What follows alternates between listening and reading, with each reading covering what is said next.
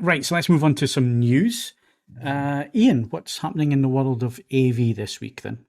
Well, first up, quite apt really, considering conversation you guys will be having later, is a couple of new projectors from Sony.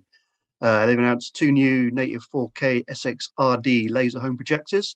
I'll give you the product names if it matters. Just can get a little confusing, but it's the VPL-XW7000ES and the VPL-XW5000ES. They come in priced at £14,999 and £5,999 respectively.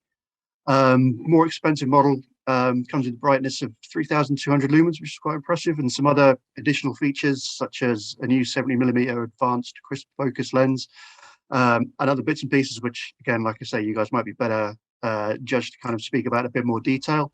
One headline feature, which may or may not be important depending on your take on things, is they do come with the world's smallest panel with just a 0.61 of an inch in size. Which comes with the added benefit of making it smaller and lighter. Whether you consider that important for a projector might be up to you. But yeah, those 2 new models with us now. Okay, I was hoping Ricky was going to give us some bits and pieces, but he's disappeared. He's obviously having a problem with his connection there. But Jules, you're familiar, obviously, with the Sony models. Very good projectors. Are you up to speed with the new models? Do you know what's coming? I've looked at the specs. I've not seen them yet. Found the specs quite interesting. The pedant in me wants to say, are they 4K?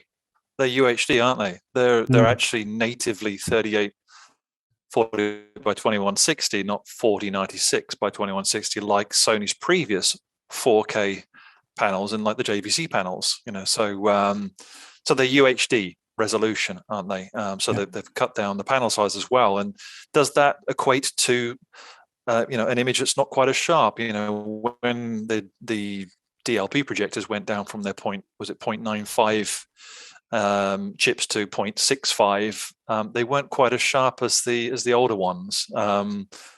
Things have been squeezed. They're advertising obviously that they're a more moderate size. I mean, still probably quite chunky historically. And they're sort of also promoting them as sort of more media room based, or certainly the lower model, which is also quite interesting. Okay, well, Ricky's back. Ricky, what's your thoughts on the new Sony projectors then? Sorry, for some reason my Zoom app suddenly decided to die just as everything started. I mean, they've obviously tried to separate. There's quite a big gap in the middle.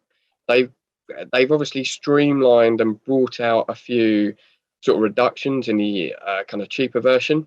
I mean, they made big changes to the main things of a projector, the optical block and also the panels. They reduced the size of the panels, taking them to UHD, reduced the quality of the lens. So we'll have to see how that. And obviously lens shift has gone as well. So it's all manual. Screen.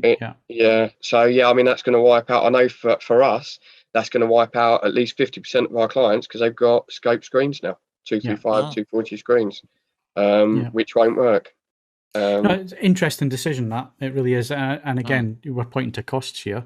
That's the only reason I can think that they've removed that kind of functionality is costs in production and so on. So we will be getting these in for review. I've already spoken to Sony. As soon as the samples are available, they're going to send them through.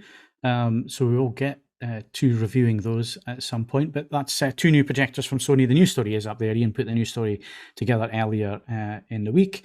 So if you're interested in finding out a little bit more, and don't forget, you can also click on the products and get the specifications and so on that we know at the minute. All the specs are there. So you can use the product functionality as well. The quickest way to do that is to hit the specs tab at the top of the story in the editorial, and it will drop down all the specs for you so you can have a look at that.